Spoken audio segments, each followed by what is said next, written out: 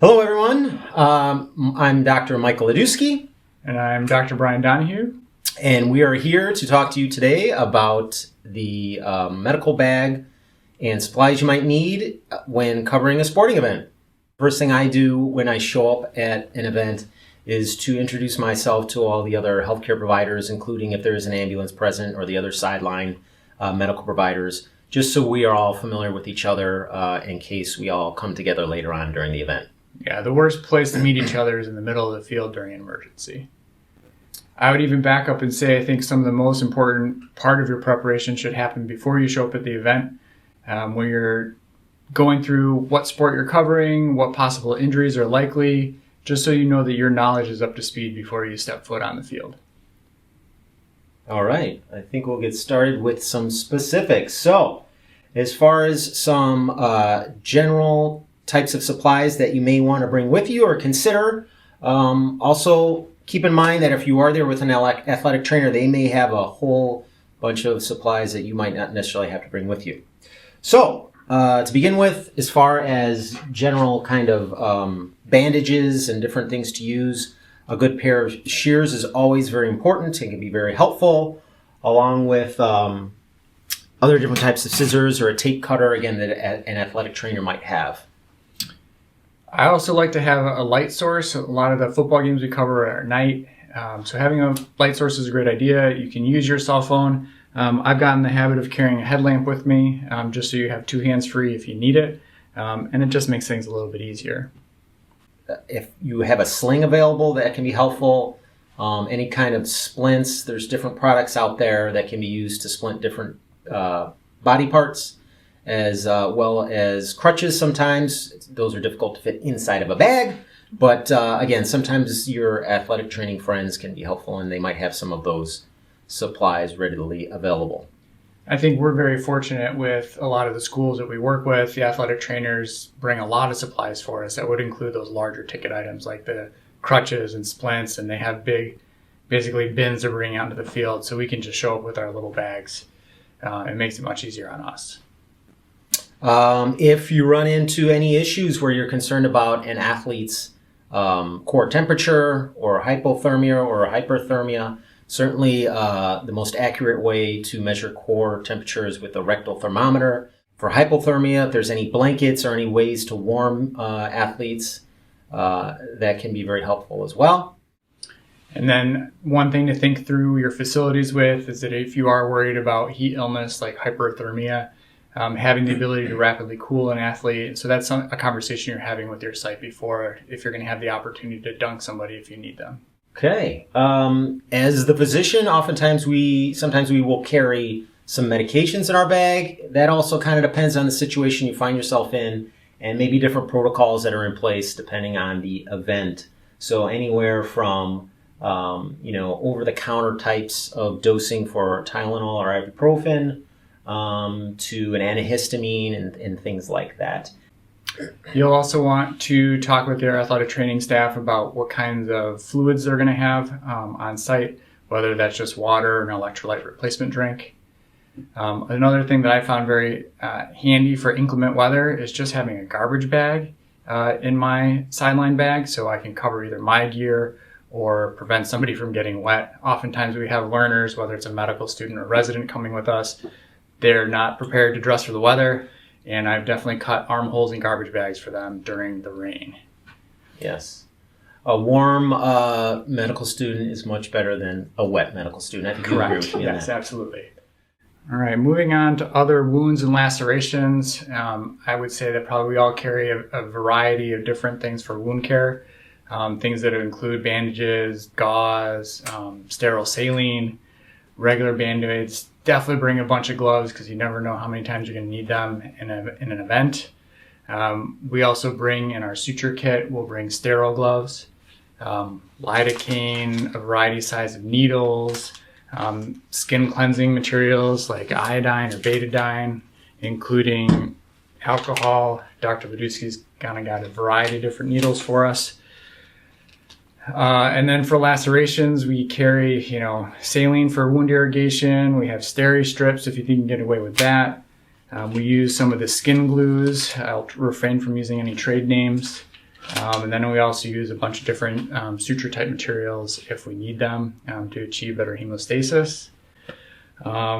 And then when all of that is done, you need somewhere to put your sharps. So we'll often bring a portable small sharp container that we keep in our bag for those situations. If you have the ability to have a resource of a skin stapler, sometimes that's helpful as well, especially for applications to the scalp. And then different measures to stop bleeding with either gauze and or any way to apply pressure, or a tourniquet can always be helpful and perhaps life-saving as well if you find yourself in a certain situation. So for dehydration, you can carry IV supplies with you. So you'll need, IV fluids that have not expired.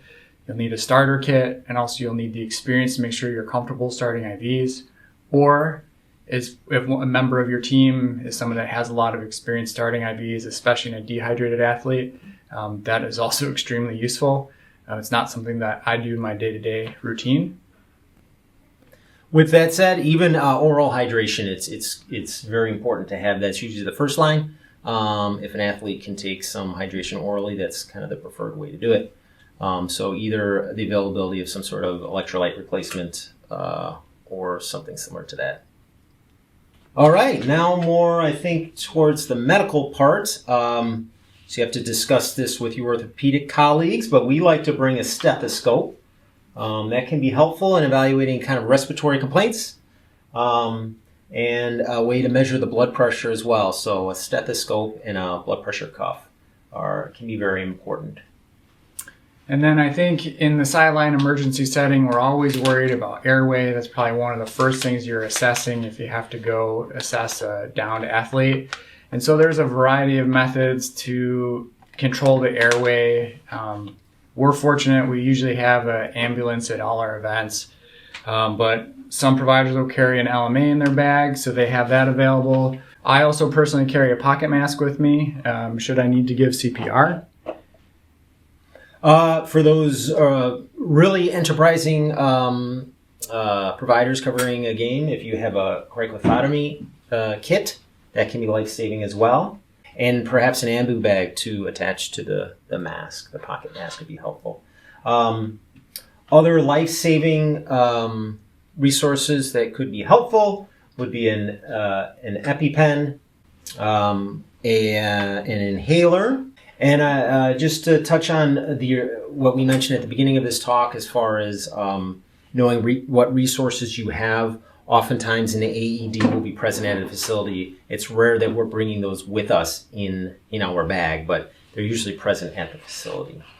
And at your facility, they'll probably have adult pads. If you know that there's going to be pediatric athletes there, please make sure that they have the appropriate pad size as well. Sometimes a razor blade is helpful in preparing a patient that might need some of these different procedures done on them. If you're ever in a situation where you're worried about a pneumothorax, a large bore angiocath can be used at times in an extreme situation to help a patient. So other common injuries that we'll see on the sideline are head and neck injuries. For example, somebody might have an avulsed tooth. So there's a variety of different ways or methods you can use to try to salvage the tooth. There are available solutions over the counter or off the shelf that are balanced to accompany the tooth until you can get them to a dentist. And you can carry those in your bag. And I would say that one of my favorite names of one of the equipments, I know maybe we're not supposed to be mentioning brand names, is the Hanks solution. Hanks Balance Solution. That's probably my favorite name of the stuff that we keep in our kit. Things to do to deal with eye injuries can be helpful. Any kind of nasal packing material. If you have the means to have a portable ophthalmoscope or otoscope, that can help with these exams of the eye, ear, nose as well. And then for other sensory stuff, sometimes I'll carry a reflex hammer in my bag or even a small tuning fork. In the COVID age, we're probably bringing face masks for ourselves. But then actually more importantly for American football, we need to have access to the player's face. And so we need a tool to be able to remove the face mask, and that'll be American football, hockey, and lacrosse that are your big sports. We have to worry about that. So there's a variety of different tools you can actually use to clip the face mask off that have different trade names, or just a screwdriver will often work. If an athlete is found down and you're worried about a spinal injury, oftentimes EMS is being called to the scene, and they will have all the resources that you need as far as transporting that patient and immobilizing them. But it's always good to also have some of these supplies at hand, such as a cervical collar or a spine board on site before EMS shows up. And again, going back to kind of our previous comments about advanced preparation before you're stepping foot onto the field, if you have the ability to practice with your team the proper techniques to get someone on a spine board and in a C-collar, especially if it's a football player, removing shoulder pads and helmet, or not, depending on your local EMS protocols. But just having that advanced planning will help that process go smoother should you need to be going through that. To address the potential for a concussion, it's also nice to have different resources present, such as different protocols that you and or the athletic training staff might run through for all your typical concussion concerns, whether that's a SCAT form or other tools you might use when assessing an athlete for concussion. I think the last thing I would add is that we focused very much on the care of the athlete.